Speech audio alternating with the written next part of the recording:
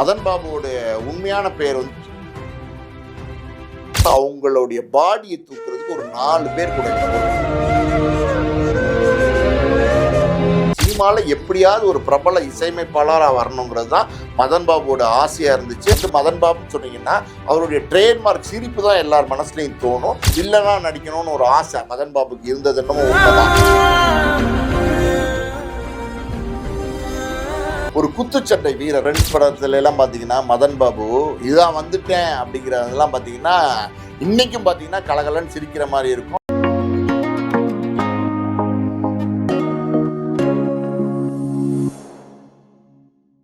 GeM cinemas நேயர்கள் அனைவருக்கும் வணக்கம். இன்னைக்கு தமிழ் சினிமாவில் நம்மளை சிரிக்க வச்ச ஒரு ஆள் நம்மளோட இல்லை. அவரோட மறைவு மிகப்பெரிய ஒரு தாக்கத்தை ஏற்படுத்தியிருக்கு. திரு மதன் பாபு அவர்கள் நம்மளோட இல்லை. ஸோ அவரை பற்றியான சுவாரஸ்யமான தகவல்கள் அண்ட் அவரோட மறைவு பற்றி நம்மள்ட்ட பேசுறதுக்காக வந்திருக்காங்க சினிமா விமர்சகர், ஆஸ்கர் மூவிஸ் தயாரிப்பாளர் பாலாஜி பிரபு சார் அவர்கள். சார் வணக்கம்.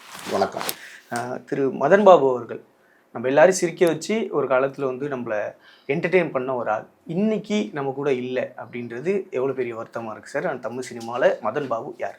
மதன் பாபுவோட உண்மையான பேர் வந்து கிருஷ்ணமூர்த்தி. மதன் பாபு 1950 பிறந்தவர். மதன் பாபு சினிமாவுக்கு முதல்ல நடிக்கவே வரல. அவருடைய ஆர்வமே பார்த்தீங்கன்னா இசை ஆர்வம் தான். சினிமாவில் எப்படியாவது ஒரு பிரபல இசையமைப்பாளராக வரணுங்கிறது தான் மதன் பாபுவோட ஆசையாக இருந்துச்சு. அதுக்காண்டி தான் அவர் சினிமா துறைக்கு வந்தார். ஆரம்ப காலத்தில் பார்த்தீங்கன்னா MS விஸ்வநாதன் மியூசிக் டைரக்டர், அவர்கிட்டையெல்லாம் பார்த்தீங்கன்னா மதன் பாபு உதவியாளராக பணியாற்றியிருக்காரு. மதன் பாபு பார்த்தீங்கன்னா முறைப்படி கர்நாடக சங்கீதம், வெஸ்டர்ன் மியூசிக் எல்லாமே கற்றுக்கிட்டு சினிமாவுக்கு வந்தார். தொடர்ந்து பார்த்தீங்கன்னா சினிமா படங்களில் எப்படியாவது இசையமைக்கணும் அப்படிங்கிறதுக்காண்டி கடுமையாக மதன் பாபு ஆரம்ப காலகட்டங்களில் முயற்சி செய்கிறாரு. அந்த நேரத்தில் 1-2 படங்கள் இசையமைக்கிறதுக்கான வாய்ப்பு கூட மதன் பாபுக்கு வருது. ஆனால் பார்த்தீங்கன்னா அந்த படங்கள் எல்லாமே வெளிவராமல் போயிடுச்சு. அதனால் மதன் பாபுனுடைய இசையமைப்பாளர் ஆகணுங்கிற ஆசை இன்னைக்கு வரைக்கும் கனவாகவே போயிடுச்சு. மதன் பாபுக்கு இந்த இசை ஆர்வம் அது எப்படி வந்துச்சு அப்படின்னா, அவங்களுடைய அம்மா பேர் பொன்னம்மா. அவங்க பார்த்தீங்கன்னா ஒரு கர்நாடிக் மியூசிக் கற்றுக்கிட்டவங்க. பல பேருக்கு கர்நாடிக் மியூசிக் சொல்லி கொடுக்குற ஒரு டீச்சராக இருந்திருக்காங்க. ஸோ அவங்க அம்மாவுடைய அரவணைப்பிலேயே பார்த்தீங்கன்னா மதன் பாபு தொடர்ந்து ட்ராவல் ஆகிட்டே இருந்ததுனால அந்த இசை ஆர்வம் பார்த்தீங்கன்னா மதன் பாபுக்கும் வந்துருச்சு.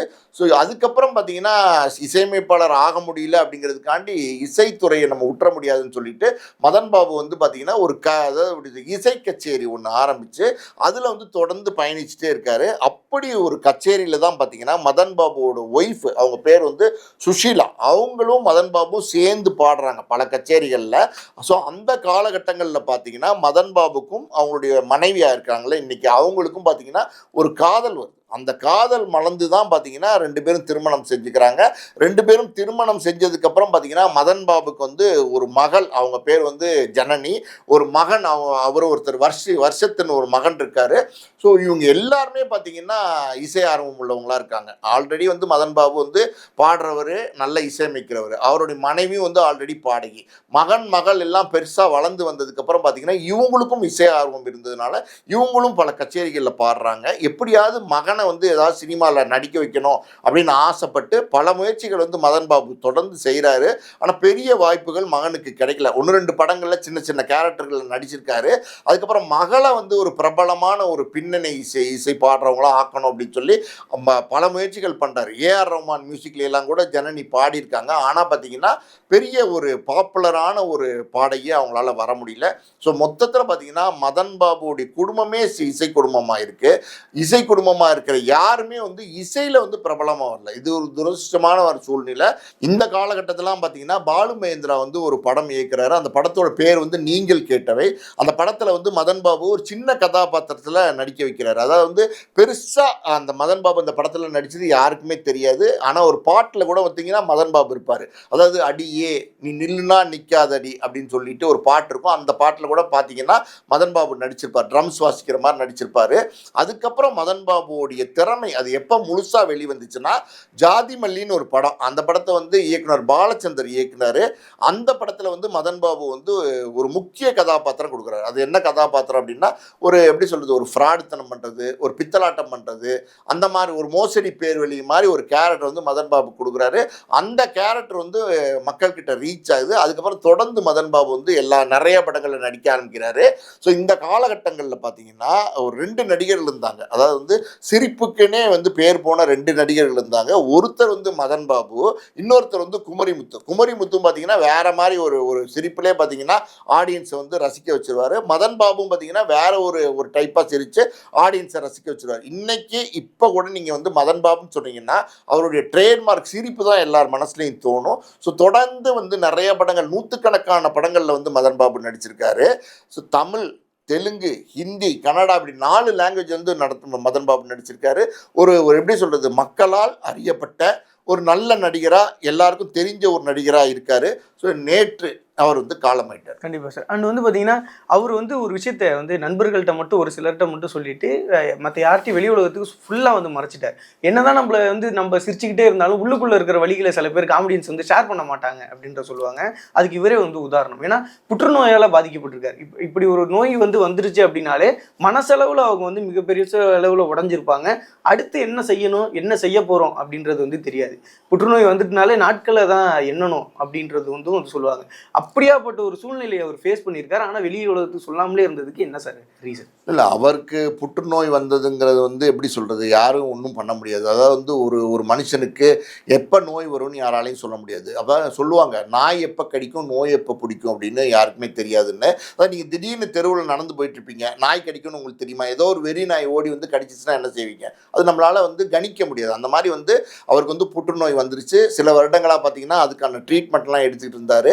ஆனால் பார்த்தீங்கன்னா அது வெளியில் சொல்கிறதுக்கு அவர் விரும்பலை. யாருக்கும் வந்து அவர் வெளியில் சொல்லி அவருடைய கஷ்டமான சூழ்நிலையை வெளிப்படுத்துறதுக்கு மதன் பாபு விரும்பலை. காரணம் என்னென்னா, அவர் வந்து இது வரைக்கும் வந்து தன்மானத்தோடு வாழ்ந்துட்டார். ஒரு ஒரு எப்படி சொல்கிறது, எல்லாருக்கும் தெரிஞ்ச ஒரு காமெடி நடிகனாக வாழ்ந்துட்டார். மதன் பாபுனாலே இப்போ நான் சொன்னேன்ல, எல்லாருக்கும் தெரிஞ்சதெல்லாம் அவரோட சிரிப்பு தான். அப்படிப்பட்ட ஒரு நடிகருக்கு புற்றுநோய் அப்படின்னு தெரிஞ்சால் எல்லாரும் என்ன பண்ணுவாங்க, நிறையா அவங்களுடைய வருத்தங்களை தெரிவிப்பாங்க. இன்றைக்கெல்லாம் பார்த்தீங்கன்னா சோஷியல் மீடியா ரொம்ப பெரிய லெவலில் வந்துட்டதுனால மதன் பாபுக்கு புற்றுநோய் இருக்குங்கிறத வந்து பெரிய லெவலில் ஒரு கண்டென்ட்டாக மாற்றி பல சேனல்களில் வெளியிடுவாங்க.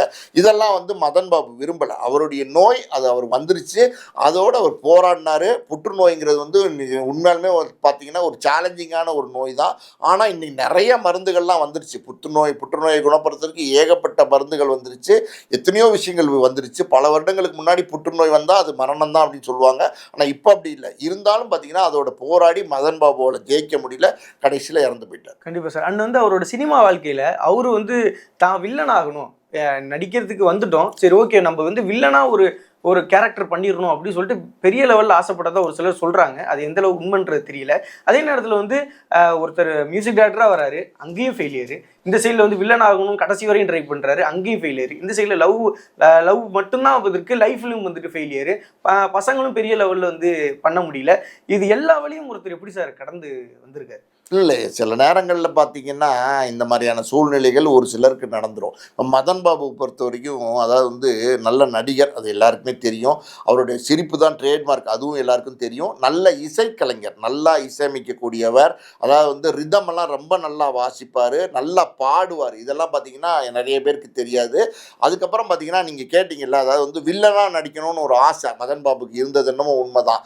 காரணம் என்னென்னா, மதன் பாபு ஆரம்ப காலகட்டங்களில் இந்த சார்பற்ற பரம்பரைன்னு இருக்கு இல்லையா, அந்த மாதிரி பரம்பரையிலேருந்து வந்தவர். அதாவது வந்து ஒரு குத்துச்சண்டை வீரர் மதன் பாபு. உடம்பை பார்த்தீங்கன்னா பயங்கரமாக பாடி பில்ட் பண்ணி, அதாவது வந்து டெய்லி தேவையான எக்ஸசைஸு ஃபுட்டெல்லாம் சாப்பிட்டு பக்காவாக உடம்பு வச்சுருப்பார்.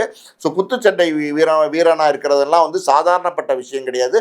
அதுக்கான வலிமையோடு இருந்தால் தான் வந்து நீங்கள் வந்து அதை பண்ணவே முடியும். அந்த பயிற்சி இருந்தால் தான் அதில் நீங்கள் இறங்கி வந்து அந்த போட்டியிலலாம் நீங்கள் கலந்துக்கவே முடியும். ஸோ அப்படி இருக்கிற காலகட்டங்களில் வந்து மதன் பாபு வந்து எப்படி சொல்கிறது, அதை வெளிப்படுத்தணும் அப்படிங்கிற எண்ணம் அவருக்கு இருந்துச்சு. ஆனால் ஒரு திருமணமாக ஆனதுக்கப்புறம் இந்த குத்துச்சண்டையெல்லாம் ஆபத்தான ஒரு பயிற்சி, அதனால் அது வேண்டான்னு வெளில வந்துட்டார். ஸோ அந்த வீரமெல்லாம் மதன் பாபுக்குள்ளே இருந்துச்சு. மதன் பாபு பாருங்களேன், ஒரு பாடி பில்டராக இருப்பார், பார்த்தீங்கன்னா ஆள் கட்டுமஸ்தானமாக இருப்பார். ஸோ அவருக்கு வந்து வில்லனாக நடிக்கணும் அப்படின்ற ஒரு ஆசை இருந்துச்சு. சில நேரங்களில் பார்த்தீங்கன்னா ஒரு சிலர் வந்து காமெடி வில்லனாகவே கலக்கிட்டு போவாங்க. நம்ம ஒரு உதாரணம் சொல்லணும்னா, மலையாளத்திலேருந்து காலமான கலாபவன் மணி, அவர் பார்த்தீங்கன்னா ஒரு காமெடி பண்ணுவார். அதே மாதிரி பார்த்தீங்கன்னா காமெடியிலேயே வந்து வில்லனாக பண்ணுவார். அந்த மாதிரி மதன் பாபுக்கு வந்து காமெடி கலந்த வில்லன் ஒன்று பண்ணணும் அப்படிங்கிற ஆசைகள்லாம் இருந்துச்சு. தொடர்ந்து வில்லனாக பயணிக்கின்ற ஆசையெல்லாம் இருந்துச்சு. ஆனால் சினிமாவை பொறுத்த வரைக்கும் ஒரு விஷயம், அது சாபக்கேடு. அது என்ன அப்படின்னா, ஒரு கேரக்டர் உங்களுக்கு கொடுத்து அதில் முத்திரை குத்திட்டாங்கன்னா அதே தான் உங்களுக்கு திருப்பி கூப்பிடுவாங்க. இப்போ மதன் பாபு பொறுத்த வரைக்கும் அவரோட சிரிப்பு வந்து ஒரு ட்ரேட்மார்க் ஆனதுனால தொடர்ந்து எல்லா படங்கள்லையும் மதன் பாபு ஒரு 2 நாள் கூப்பிடுறது, சார் சிரிங்க சார் அப்படிங்கிறது, அவர் சிரிப்பார், அதை வச்சே படத்தை எடுத்துகிட்டு போயிட்டாங்க. ஸோ அதுதான் வந்து மதன் பாபுக்கு நடந்தது. பல திறமைகள், பன்முக திறமை கொண்ட ஒரு ஒரு கலைஞனா மதன் பாபு இருந்திருக்காரு. ஆனால் பல கால சூழ்நிலை எல்லா திறமையும் அவரால் வந்து வெளிக்கொண்டு வர முடியல. அதான் அவருடைய உண்மையான திறமைகளை அவரை மக்கள்கிட்ட வந்து கொண்டு சேர்க்க முடியல. இன்னொரு விஷயம் சொல்கிறேன் கேளுங்க. அதாவது நம் குடும்பம் அப்படின்னு ஒரு ஒரு டிவி சீரியல், அது வந்து நம்ம எஸ்வி சேகர் நடத்தினார். அதில் ஒரு ஒரு முக்கியமான கதாபாத்திரத்தில் வந்து மதன் பாபு நடிச்சிருப்பார். அது இல்லாமல் பார்த்தீங்கன்னா ஷோவோடைய நாடகங்களில் மதன் பாபு தொடர்ந்து வந்து நடிச்சிருப்பார். ஆல் இண்டியா ரேடியோ அது வந்து முதல்ல வந்து பார்த்தீங்கன்னா ஒரு அப்ரூவ்டு ஆர்டிஸ்டாக வந்து மதன் பாபு இருந்திருக்காரு. இது இல்லாமல் தூர்தர்ஷன், அதாவது வந்து சென்னை தொலைக்காட்சி இருக்கு இல்லையா, அந்த தொலைக்காட்சி முதல்ல தொடங்கினப்ப மதன் பாபு தான் அதுக்கு வந்து எப்படி சொல்லுது, மங்களகரமான ஒரு இசை வச்சு தொடங்குவாங்கல்ல, அந்த இசையை வந்து வாசித்ததே மதன் பாபு தான். இதெல்லாம் நிறைய பேருக்கு தெரியாது. பல வந்து திறமைகள் இருந்தாலும் மதன் பாபுவால் பெருசாக பரிமளிக்க முடியல. இன்னொரு காரணம் சொல்கிறாங்க. எப்படின்னா, மதன் பாபு இயல்பாக பார்க்கும்போது கலகலன்னு பேசக்கூடிய ஒரு நபர் தான். ஆனால் கொஞ்சம், அதாவது வந்து யாருக்கும் வளைஞ்சு கொடுக்க மாட்டார். கொஞ்சம் கோவக்காரர் மதன் பாபு. அவருடைய கோவத்தினால தான் பல விஷயங்களை அவர் இழந்துட்டாருன்ற ஒரு பேச்சு வந்து சினிமா வட்டாரத்தில் இருக்குது. கண்டிப்பாக சார். அண்ட் வந்து நாங்கள்லாம் இந்த 90s கிட்லாம் வந்து பார்த்தீங்கன்னா மதன் பாபு அவர்கள் எப்படி தெரியும்னா, படங்களை தாண்டி அசத்த போகுது யாரு அப்படின்னு ஒரு ஷோ வருது. நான் ஃபிக்ஷனில் இப்பவும் வந்து எவ்வளோ ஷோஸ் வந்து வந்தாலும் சரி, ஃபஸ்ட்டு யார் ஒரு ஷோ அப்படின்னு சொல்லிட்டு கேட்டிங்கன்னா அசத்த போகுது யார், அதில் வந்து மதன் பாபு, இந்த சைடில் வந்து சிட்டி பாபு, இவங்களாம் வந்துட்டு இருப்பாங்க அப்படின்றது தான் வந்து சொல்லுவாங்க. அப்படி வந்து இந்த சினிமா தாண்டி இந்த டிவிலையும் இறங்கி அடித்த அந்த ஜோன்லாம் இருக்குல்ல சார், அதெல்லாம் வந்து ஒரு ட்ரேட்மார்க்கான ஒரு விஷயம். அப்படி இருந்த ஒரு நடிகருக்கு நிறைய சினிமா வாய்ப்புகள் கிடைக்கலையோ அப்படின்னு ஒரு கேள்வி இருக்குது சார். நான் சொன்னேன்ல தம்பி, அதாவது இந்த சினிமாவில் வந்து ஒரு விஷயம், அது என்ன அப்படின்னா, ஒரு கேரக்டரை ஒரு ஆர்டிஸ்ட்டை வந்து ஒரு தங்கச்சியாக வந்து ஒரு படத்தில் பிரபலம் ஆயிட்டாங்கன்னா அடுத்தடுத்து பார்த்தீங்கன்னா தங்கச்சியாகவே தான் கூப்பிடுவாங்க. அவங்க பார்த்தீங்கன்னா இப்போ பாப்புலரான ஒரு கதாநாயகியாக வரணுங்கிற ஆசையோட சினிமாவுக்கு வந்திருப்பாங்க. ஆனால் அந்த வாய்ப்பு அவங்களுக்கு கிடைக்காது. கடைசி வரைக்கும் தங்கச்சியாகவே கூப்பிட்டுட்டு இருப்பாங்க. வயசானதுக்கப்புறம் அதே பொண்ணை கூப்பிட்டு அக்காவை நடிக்க சொல்லுவாங்க, அதே பொண்ணை கூப்பிட்டு அம்மாவை நடிக்க சொல்லுவாங்க, அதே பொண்ணை கூப்பிட்டு பாட்டியை நடிக்க சொல்லுவாங்க. இது சினிமாவோட தலையெழுத்து. அதே மாதிரி மதன் பாபு வந்து அவருடைய ட்ரேட்மார்க்குன்னு ஒன்று, அது வந்து சிரிப்பு. அதை வந்து அவர் வந்து இப்போ மக்கள்கிட்ட போய் சென்றடைஞ்சதுனால அது வந்து நல்லா இருக்குன்னு வந்து படம் எடுக்கிற இயக்குநர்கள், தயாரிப்பாளர்கள் எல்லாம் நினச்சதுனால மதன் பாபுவை பொறுத்த வரைக்கும் சிரிக்கிறதுக்கு மட்டுமே பயன்படுத்திக்கிட்டாங்களே தவிர அவருடைய மற்ற திறமைகளை வந்து மதன் பாபுகிட்ட வந்து மற்றவங்க எடுத்து பயன்படுத்தணும்னு நினைக்கல. இந்த இடத்துல ஒரு விஷயம், அதாவது வந்து மதன் பாபு வந்து நான் சொன்னேன்ல, சார்பட்டா பரம்பரை சேர்ந்தவர், ஒரு குத்துச்சண்டை வீரன் சொன்னேன்ல, அவர் ஒரு தடவை இந்த சார்பட்டா பரம்பரைன்னு ஒரு படம் வந்துச்சுல ரஞ்சித் இயக்கத்தில், அந்த படம் வந்ததுக்கப்புறம் அந்த இயக்குனர் ரஞ்சித்தை சந்திக்கிறதுக்கு ஒரு சந்தர்ப்பம் அவருக்கு கிடைச்சிருக்கு. அப்போ ரஞ்சித்திட்ட மதன் பாபு சொல்லியிருக்காரு, சார் நானே வந்து ஒரு சார்பட்டா பரம்பரையிலேருந்து வந்த ஒரு குத்துச்சண்டை வீரன் தெரியுமா உங்களுக்குன்னு கேட்டுக்காரு. அப்போ ரஞ்சித் சொல்லியிருக்காரு, சார் இதை முதல்ல சொல்லியிருந்தீங்கன்னா உங்களுக்கு ஒரு நல்ல கேரக்டர் கொடுத்துருப்பேனே சார், அருமையாக அந்த படத்தில் பயன்படுத்தியிருப்பேனே சார் அப்படின்னு சொல்லியிருக்காரு. என்ன சொல்கிறது, சில பேருக்கு சில வாய்ப்புகள் வந்து அமையாமே போயிடும். அப்படி தான் வந்து ஒரு அன்லக்கி பர்சனாக வந்து சில வாய்ப்புகள் வந்து மதன் பாபுக்கு கிடைக்காமே போயிடுச்சு. அதாவது ஜெயா டிவியில் ஒரு நிகழ்ச்சி பண்ணிட்டு இருந்தார், இந்த அசத்த போவது யாரு, அது வந்து சன் டிவியில் வந்த நிகழ்ச்சி. அது பிரமாதமான நிகழ்ச்சி. அதில் பார்த்தீங்கன்னா ரொம்ப பிரமாதமாக காமெடியெல்லாம் வந்து ஹியூமர் சென்ஸ் ரொம்ப ஜாஸ்தி மதன் பாபுக்கு, பிரமாதமாக பண்ணியிருப்பார். ஸோ அந்த நிகழ்ச்சி மூலமாக ரொம்ப பிரபலமானார் வந்து மதன் பாபு. ஜெயா டிவியில் வந்து நான் கெடுத்த பாடல் அப்படின்னு ஒரு நிகழ்ச்சி ஒன்று பண்ணியிருந்தார். ரொம்ப நாளைக்கு முன்னாடி 90களில் வந்துச்சு அந்த நிகழ்ச்சி. அந்த நிகழ்ச்சியில் பார்த்தீங்கன்னா ஒரு பாட்டு அது எப்படியெல்லாம் இருந்திருக்கலாம் அப்படின்ற மாதிரி அவருடைய பேட்டர்னில் இசையமைச்சு பல வெற்றி அடைஞ்ச பாடல்கள் இருக்கு இல்லையா, பல பிரபலமான பாடல்களை வந்து அவரோட இசையில் இது வந்தால் எப்படி இருக்கும் அப்படின்னு சொல்லி அதை வந்து செஞ்சு காமிச்சார். அது பிரமாதமாக இருக்கும். அந்த ஷோ நான் பார்த்துருக்கேன், தொடர்ந்து நான் அந்த ஷோ பார்த்துருக்கேன், எக்ஸலண்ட்டாக இருக்கும். ஆனால் அதுக்கு பேர் என்ன வச்சுக்கிட்டாரு, நான் கெடுத்த பாடல்கள்னு வச்சுக்கிட்டார். காரணம் என்னென்னா, ஏற்கனவே இசையமைச்சிருக்காங்கல்ல, அவங்க எக்ஸலண்ட்டாக பண்ணியிருப்பாங்க. நம்ம வந்து அதை சொல்லும்போது அதை விட இது நல்லா இருக்குன்னு நினைக்கக்கூடாதனால பேரை வந்து நான் கெடுத்த பாடல்கள்னு வச்சுட்டாரு. ஸோ மதன் பாபை பொறுத்த வரைக்கும் நிறைய ஸ்டேஜ் ஷோ பண்ணியிருக்காரு. நிறைய எஸ்வி சேகர் மாதிரி, ஒய்ஜி மகேந்திரன் மாதிரி, இன்னும் பார்த்தீங்கன்னா கிரேசி மோகன், மௌலி, இவங்கள மாதிரியான ஒரு காமெடி நடிகர்களோட நல்ல நட்புறவில் இருந்தார் மதன் பாபு. கண்டிப்பாக சார். அண்ட் வந்து பார்த்தீங்கன்னா அடுத்த ஒரு கேள்வி இருக்குது. அவங்களோட பொண்ணு வந்து பேர் பேர் வந்து ஜனனி அப்படின்னு சொல்றாங்க. எல்லாருக்குமே வந்து நம்ம வந்து ஒரு சினிமாவில் இருக்கோம், நமக்கு அடுத்த தலைமுறை வந்து வளர்த்து விடணும் அப்படின்னு சொல்லுவாங்க. அவங்க ஒரு 2 பாடல்கள் வந்து ஒன்று பாடியிருக்காங்க. ஒன்று வந்து படிக்காதவன் படத்தில் வந்து ஒரு பாட்டு வந்து பாடியிருக்காங்க. அப்புறம் இன்னொரு தனுஷ் அவர்களோட இன்னொரு இயக்கத்திலையும் ஒரு பாட்டு வந்து பாடியிருக்காங்க. அதை தாண்டி பெருசாக வந்து பண்ணலை. இங்கே எல்லா இடத்துலையும் ஒன்று சொல்லுவாங்களே சார், அங்கே நெப்போட்டிசம் இருக்கு, ஒருத்தர் வந்து சினிமாவில் இருந்தால் ஈஸியாக சினிமாவில் வந்துடலாம் அப்படின்னு சொல்லிட்டு. அவருக்கு அவங்களோட பசங்க யாருன்றதே இப்போ நீங்கள் சொல்றது மூலியமாக தான் நிறைய பேருக்கு வந்து தெரிய போகுது. அப்படியேப்பட்ட ஒரு நிலைமையும் அவர் வாழ்க்கையில் ஒரு சோகத்தை கிரியேட் பண்ணியிருக்கோம் சார். அதாவது வந்து அந்த அந்த பொண்ணு பார்த்தீங்கன்னா நிறைய பாடல்கள் பாடியிருக்காங்க சினிமாவில். ஆனால் பெருசாக வெளியில் தெரில, வெளிச்சத்துக்கு வரல. அதாவது இந்த ஆல் இண்டியா ரேடியோவில் போடுவாங்க. அப்போ போடும்போது இந்த பாடலை பாடியவர், அதாவது ஜனனி மதன் பாபு அப்படின்னு சொல்லுவாங்க. ஸோ அப்போ தான் வந்து இது வந்து ஜனனின்றது வந்து மதன் பாபுவோட பொண்ணுங்கிறதே நிறைய பேருக்கு தெரியும். அந்த நேரத்தில் கேட்டால் தான் உண்டு. இதெல்லாம் வந்து அவருக்கு ஒரு மன அழுத்தமாக இருக்கணும். பையனை வந்து ஒரு நடிகனாக்க முயற்சி பண்ணார், எப்படியாவது ஒரு நடிகனாக்கணும்னு நினச்சாரு. ஆனால் அதுவும் பெருசாக சக்ஸஸ் ஆகலை, அந்த பொண்ணும் பெருசாக சக்ஸஸ் ஆகலை. இவருடைய வாழ்க்கையிலையும் பார்த்தீங்கன்னா இவர் நினைச்ச இலக்கு, இவர்கிட்ட இருக்கிற திறமைக்கு எவ்வளோ பெரிய உயரத்துக்கு வேணால் போயிருக்கலாம், ஆனால் அதை அடைய முடியல. இவருக்கு கடைசி வரைக்கும் ஏக்கமாக இருந்த ஒரு விஷயம் என்னென்னா, அதாவது அருமையான இசை ஞானம் உள்ளவர். வீட்டுக்கு யாராவது ஒரு கெஸ்ட்டு போனாங்கன்னு வச்சுக்கோங்களேன், அவங்கக்கிட்ட வந்து பாடல்களை தான் வந்து பாடி காட்டுவாரான். இந்த பாடல்களை வந்து இளையராஜா வந்து இந்த கல்யாணி ராகத்தில் போட்டிருக்காரு, இது இப்படி இருக்குது, அது இப்படி இருக்குது, இந்த பாட்டை இப்படி போட்டுக்கலாம், அந்த பாட்டை அப்படி போட்டுக்கலாம். ஏஆர் ரஹ்மான் போட்ட அந்த வெள்ளைமலை பாடல்லாம் இருக்குல்ல, அதெல்லாம் அவருக்கு ரொம்ப பிடிச்ச பாடல், அதெல்லாம் வந்து ரொம்ப பிரமாதமாக ரஹ்மான் போட்டிருக்காரு அப்படின்னு சொல்லி நிறைய பேர்கிட்ட வந்து பாடல்களை பற்றி தான் அதிகமாக பேசுவார் போல். சிரிச்சுக்கிட்டே பேசுகிற விஷயங்கள் என்னவா இருக்குன்னா பாடல்களை பற்றி பேசுகிற விஷயங்களாக தான் இருக்கும். இது இன்னொரு விஷயம் ஏஆர் ரஹ்மான் சொல்லும்போது நான் சொல்லணும். அது என்ன அப்படின்னா, இசைக்கு குழு ஒன்று நடத்திட்டு இருந்தார்ல, அந்த குழுவில் ஏஆர் ரஹ்மான் ஒரு 15-16 வயசு இருக்கும்போது, அவருடைய பேர் வந்து திலீப் தான். அது நிறைய பேருக்கு தெரியும், உண்மையான பேர் திலீப். அவர் வந்து ஏஆர் ரஹ்மான் வந்து மதன் பாபுவோடைய கச்சேரிகளில் வந்து நிறைய கச்சேரிகளில் வாச்சிருக்காரு. ஏஆர் ரஹ்மானுக்கு வந்து மதன் பாபு குருன்னு நிறைய பேர் சொல்கிறாங்க. ஆனால் ஏஆர் ரஹ்மான் வந்து மதன் பாபு குருலாம் கிடையாது. ஏஆர் ரஹ்மானுக்கு வந்து அவர் கஷ்டமான சூழ்நிலை இருக்கும்போது மதன் பாபு வந்து அவருடைய கச்சேரிகளில் வந்து தொடர்ந்து ஏஆர் ரஹ்மானுக்கு வாய்ப்பு கொடுத்துட்டு வந்தார். இங்கே ஒரு சுவாரஸ்யமான விஷயம் இருக்குது. அது என்ன அப்படின்னா, ஒரு தடவை அதாவது வந்து கச்சேரி பண்ணுறதுக்கு மதன் பாபு அப்புறம் ஒரு குழுவை சேர்ந்த ஒரு 10-12 பேர் அவங்க பழனி கிளம்பி போகிறாங்க.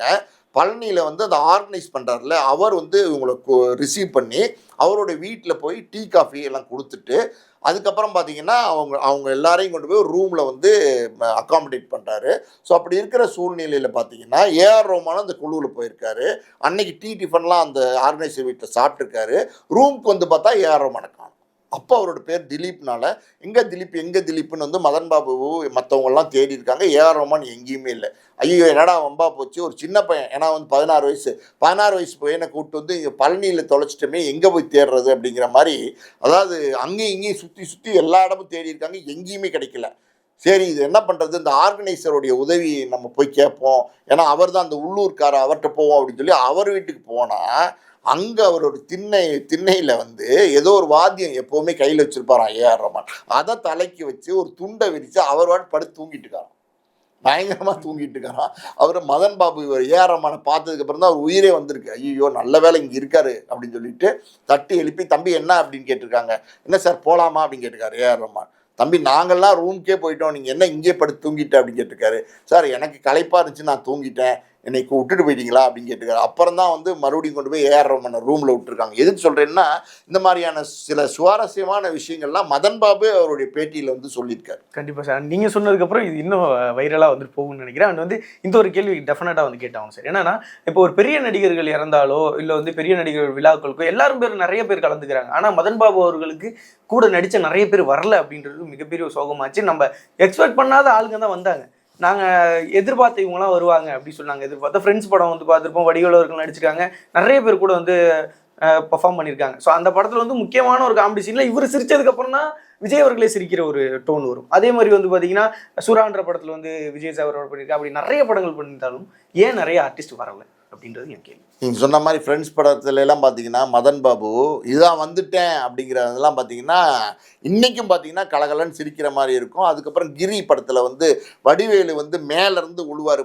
மதன் பாபு ஹாஸ்பிட்டல்லேருந்து டிஸ்சார்ஜ் ஆகி வருவார். மேலேருந்து வடிவேலு விழுந்துருவார், மறுபடியும் ஹாஸ்பிட்டலில் போய் அட்மிட் ஆயிடுவார், திருப்பி டிஸ்சார்ஜ் ஆகி வருவார், வடிவேலு மேலேருந்து விழுவார், மறுபடியும் ஹாஸ்பிட்டலில் போய் அட்மிட் ஆவார். இது வந்து தொடர்ச்சியாக ஒரு காமெடியாக பண்ணியிருப்பாங்க. அதெல்லாம் பார்த்தீங்கன்னா ஆடியன்ஸ் அன்னைக்கு பெரிய லெவலில் ரசித்தாங்க. இன்னும் பல படங்களில் வந்து மதன் பாபு வந்து ரொம்ப பிரமாதமாக நடிச்சுப்பார். தேவர் மகன்லாம் பார்த்தீங்கன்னா மதன் பாபுவோட நடிப்பு வந்து ரொம்ப சூப்பராக இருக்கும். வசூல் ராஜா எம்பிபிஎஸ், பிரியமான தோழி, நிறைய படங்கள் நடிச்சிருக்காரு. ஸோ இந்த இடத்துல பார்த்தீங்கன்னா மதன் பாபு அவருடைய சிரிப்பு அது ஒரு ட்ரேட்மார்க்கான ஒரு சிரிப்பு. அது வந்து ரசிகர்களுக்கு பிடிச்சி போச்சு. அதனால் வந்து தொடர்ந்து எல்லா இயக்குநர்களும் எல்லா தயாரிப்பாளர்களும் அவரை கூப்பிட்டு வந்து சிரிக்க வச்சே படத்தை எடுத்து அவர்கிட்ட இருந்து உண்மையான டேலண்ட்டை வெளிவர விடாமல் பண்ணிட்டாங்க. இது ஒரு பக்கம். இது இல்லாமல் பார்த்தீங்கன்னா அன்றைக்கு அவங்களுக்கு மதன் பாபுவோட சிரிப்பு தேவைப்பட்டுச்சு. அதனால் வந்து அவங்க எல்லாருமே பயன்படுத்திக்கிட்டாங்க. இன்னைக்கு மதன் பாபு வந்து காலம் கடந்து யாருமே தேவையில்லாத ஒரு மனிதராக போயிட்டாரு. அதாவது பணம், புகழ், காசு இதெல்லாம் இருந்தால் தான் இன்னைக்கு வந்து நீங்கள் இறந்தா கூட ஒரு 4 பேர் தேடி வருவாங்க அப்படிங்கிறதுக்கு உதாரணமாக மதன் பாபுவை நம்ம சொல்லலாம். அதாவது வந்து மதன் பாபு வந்து பல வருடங்கள் ஆச்சு சினிமாவை விட்டு விலகி. ஸோ இன்னைக்கு இப்படிப்பட்ட ஒரு சூழ்நிலையில் மதன் பாபு வந்து ஒரு பிரபலமான நடிகராக இருந்திருக்காரு. அவர் இறந்துட்டாருன்னும் போது ஒரு சிலர், மிக சிலர் தான், அதாவது நிலகல் ரவி, எஸ்வி சேகர், இப்படி ஒரு சிலர் தான் மதன் பாபுவோடைய டெத்துக்கு வந்தாங்களே தவிர பிரபலமான நடிகர்கள் யாருமே வரல. மதன் பாபுவோட ரஜினி நடிச்சிருக்காரு, கமல் நடிச்சிருக்காரு, விஜய் அஜித் நடிச்சிருக்காங்க, சூர்யா நடிச்சிருக்காரு, இன்னும் இருக்கிற வடிவேல்லேருந்து அர்ஜுன்லேருந்து எல்லா நடிகர்களுமே மதன் பாபுவோட நடிச்சிருக்காங்க. ஆனால் மதன் பாபுவோடைய சாவுக்கு யாருமே வரல. நீங்கள் அந்த காணொலி எல்லாம் பார்த்தீங்கன்னா ரொம்ப வேதனையாக இருக்கும். அதாவது மதன் பாபுவோடைய டெத்து அது பெசன்ட் நகர் சுடுகாட்டில் கொண்டு போய் எரிய விட்டுனாங்க.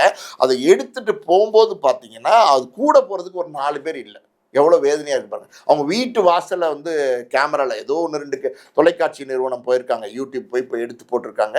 யாருமே இல்லை, ஒரு ஆள் நடமாட்டமே இல்லை. அவங்க ஏதோ சாமியானா போட்டிருக்காங்க, வீட்டில் 2வது மாடியில் அவருடைய பாடியை வச்சுருக்காங்க, அவரை பார்க்குறதுக்கு யாருமே வரல. வேதனையான விஷயம். இந்த மாதிரி பல நேரங்களில் பார்த்தீங்கன்னா இப்போ ஒரு காலகட்டங்களில் பிரபலமாக இருந்து அதுக்கப்புறம் வந்து அவங்களுடைய வாழ்க்கை வந்து முடிகிற தருணங்களில் வந்து சினிமா துறையினர் யாருமே போகாமல் கை விட்டுறாங்க. எத்தனையோ நம்ம உதாரணம் சொல்லிட்டு போகலாம். பிந்து கோஷ்னு ஒரு நடிகை இருந்தாங்க. அவங்களாம் பார்த்தீங்கன்னா ஒரு மாதிரி குண்டா ஒரு மாதிரி சிரிக்கிறதுக்குன்னே பயன்படுத்தினாங்க. அதுக்கப்புறம் லூஸ் மோகன் ஒரு நடிகர் இருந்தார். அப்புறம் ஓமகுச்சி நரசிம்மன் ஒரு நடிகர் இருந்தார். எண்ணத்து கிருஷ்ணயான்னு ஒரு நடிகர் இருந்தார். இந்த மாதிரி வந்து பார்த்தீங்கன்னா இப்போ சமீபத்தில் கொஞ்ச நாளைக்கு முன்னாடி காலமான போண்டாமணி, இவங்க டெத்துக்கெலாம் யாருமே போகலையே. அதே மாதிரி மதன் பாபு டெத்துக்கும் யாருமே போகல. கண்டிப்பாக சார். அண்ட் வந்து பார்த்தீங்கன்னா ரஞ்சித் மாதிரியான ஆட்கள் வந்து நீங்கள் சொன்னதெல்லாம் நான் கேட்க வரேன். என்னன்னா சார்பேட்டா பரம்பரை அப்படின்னு சொல்லிட்டு பெரிய டைட்டில் வச்சு ஒரு படம் எடுக்கிறீங்க. அந்த படத்தில் இவர், அதாவது அந்த பரம்பரையை சேர்ந்தவர் இவர் அப்படின்னு சொல்லிட்டு ஒன்று இருக்குது. ஸோ அவர் கூட வந்து பார்த்துருக்கலாம். அவருக்கு இவருக்கும் பெருசாக கனெக்ட் இல்லை. ஆனால் ஒரு கதையை மையப்படுத்தி எடுத்திருக்கோம். அதில் இருக்கிற ஒரு ஆள் இறந்துருக்காங்க, அதுக்கு நம்ம போயிருக்கோன்றதும் ஒரு நல்ல விஷயம் தானே சார். நம்மளை பார்த்து இன்னொரு 4 பேர் வருவாங்க அப்படின்றது நீங்கள் சொன்னது தான் எனக்குமே மிகப்பெரிய ஆச்சரியமாக இருந்தது. என்னன்னா ஆட்களே இல்லை, ஆனால் அவரு நினச்சிருக்க மாட்டார்ல, இன்னும் இவ்வளோ கம்மியான ஆட்கள் தான் வந்திருப்பாங்களா நம்ம டெத்துக்கு. ஒரு சினிமாவில் இருக்கிறவங்க யாரோ ஒருத்தர் இறந்தா அந்த தெரு ஃபுல்லாக நிற்பாங்க அப்படின்றத நம்ம கேள்விப்பட்டிருக்கோம், நம்ம தலைமுறை கேள்விப்பட்டிருக்கோம். அப்படி இல்லாத ஆட்கள் இப்போ நிறைய இந்த சின்ன ஆர்டிஸ்ட்டை யாரும் மதிக்கிறது இல்லையோ அப்படின்றது ஒரு கேள்வி இருக்குது சார். சின்ன ஆர்டிஸ்ட்டை யாரும் மதிக்கிறது இல்லை. இப்போ மட்டும் மதிக்கிறது இல்லை, எப்போவுமே சின்ன ஆர்டிஸ்ட்டை மதிக்கிறது இல்லை. இந்த மாதிரி சின்ன ஆர்டிஸ்ட்கிட்ட இருக்கிற திறமைகள், கான்ட்ரிபியூஷன், அவங்களுடைய திறமைகளை வந்து உறிஞ்சி எடுத்துக்கிட்டு கடைசி காலத்தில் வந்து அவங்க இறந்திருக்கிற சூழ்நிலையில் கூட யாருமே போய் அவங்களுக்கு மரியாதை செலுத்துறதில்ல. ஆனால் நடிகர் சங்கத்திலேருந்து நாசர் வந்தார், ஒரு மாலை போட்டு மரியாதை பண்ணார் மதன் பாபுக்கு. பட் பார்த்தீங்கன்னா வெகு சிலர் தான் வந்திருந்தாங்களே தவிர யாருமே பெரிய லெவலில் வரல. இது வந்து நான் சொன்னேன்ல, பல பேருக்கு வந்து இது தொடர்ந்து நடந்துகிட்டு தான் இருக்கு. இதே மாதிரி பார்த்தீங்கன்னா பல பிரபலமான படங்களை எடுத்த பல தயாரிப்பாளருடைய மரணத்துக்கும் யாரும் போறதில்லை. எத்தனையோ பேர் அறிமுகப்படுத்தியிருக்காங்க. இப்போ ஒன்று உதாரணத்துக்கு சொல்றேன். எனக்கு கிருஷ்ணகாந்த்னு நினைக்கிறேன். அவர் பார்த்தீங்கன்னா தனுஷனுடைய திருடா திருடி படம் எடுத்தவர், அப்புறம் சிம்புவை வச்சு மன்மதன் படம் எடுத்தவர். அவருடைய மரணத்துக்கு யாராவது போனாங்களா அப்படின்னா யாருமே போல. யார் போலினாலும் பரவாயில்ல, இந்த தனுஷ் சிம்பு போயிருக்கலாம்ல, அவங்க கூட போகல. இந்த மாதிரி வந்து இது தொடர்ந்து நடந்துகிட்டு தான் இருக்குது. சினிமா துறையில் வந்து ராஜ்கண்ணுன்னு ஒரு தயாரிப்பாளர் 16 வயது நிலையெல்லாம் எடுத்தார்ல, அவரெல்லாம் பார்த்தீங்கன்னா மரணிச்சிருக்கும் போது யாருமே போல, ஒரு தயாரிப்பாளர் போல, நடிகர் போல யாருமே போல. அந்த 16 வயது நிலை மூலமாக தான் கமலுக்கு ஒரு வெளிச்சம் கிடச்சிச்சு. அந்த 16 வயது நிலை மூலம் தான் ரஜினிக்கு ஒரு வெளிச்சம் கிடச்சிச்சு. அந்த 16 வயது நிலை மூலமாக தான் பாரதிராஜாவுக்கு ஒரு வெளிச்சம் கிடச்சிச்சு. இத்தனை பேருக்கு அறிமுகம் கொடுத்த அந்த ராஜ்கண்ணோட டெத்து கூட யாருமே போல. இது வந்து தொடர்ந்து தொடர்ந்து நடந்துட்டு வி துரைன்னு ஒரு ஒரு ஒரு தயாரிப்பாளர், அவர் வந்து பார்த்தீங்கன்னா அந்த பிதாமகன்லாம் எடுத்தார்ல, அந்த படம் எடுத்த அந்த தயாரிப்பாளர், அந்த படத்தில் சூர்யா நடிச்சிருந்தார் போல, அந்த படத்தில் வந்து விக்ரம் நடிச்சிருந்தார் போல, அந்த படத்தினுடைய இயக்குனர் பாலா போல, யாருமே போல. ஸோ அனாதையாக்கப்படுகிறார்கள் சினிமாவில். ஒரு காலகட்டங்களில் பிரபலமாக இருந்த நடிகர்கள், இயக்குனர்கள், தயாரிப்பாளர்கள், இன்னும் மற்றும் பலர் பிரபலமாக இருந்தவர்கள்லாம் பார்த்தீங்கன்னா இன்றைய காலகட்டங்களில் காசு, பணம், புகழ் இதெல்லாம் இல்லாமல் இருக்கிறதுனால அவங்கெல்லாம் பார்த்தீங்கன்னா அனாதையாக்கப்படுகிறார்கள். அவங்களுடைய பாடியை தூக்குறதுக்கு ஒரு 4 பேர் கூட இல்லை. ஒரு பாடி தூக்கணும்னா, ஒரு பாடையை தூக்கணும்னா ஒரு 4 பேர் வேணும். அந்த 4 பேர் கூட இல்லை, 3 பேர் இருக்காங்கன்னா எப்படி பாடையை தூக்குவீங்க? அப்படி ஒரு நிலைமை தான் இன்னைக்கு சினிமாக்காரர்கள் இருக்கு. அந்த மாதிரியான சூழ்நிலை தான் இன்னைக்கு மதன் பாபுக்கும் நடந்திருக்கு. அண்ட் மதன் பாபு பற்றியும் அவர் சார்ந்த நிறைய தகவல்களை, தெரியாத தகவல்களை கொடுத்ததுக்கு மிகப்பெரிய ஒரு நன்றி சார். நன்றி.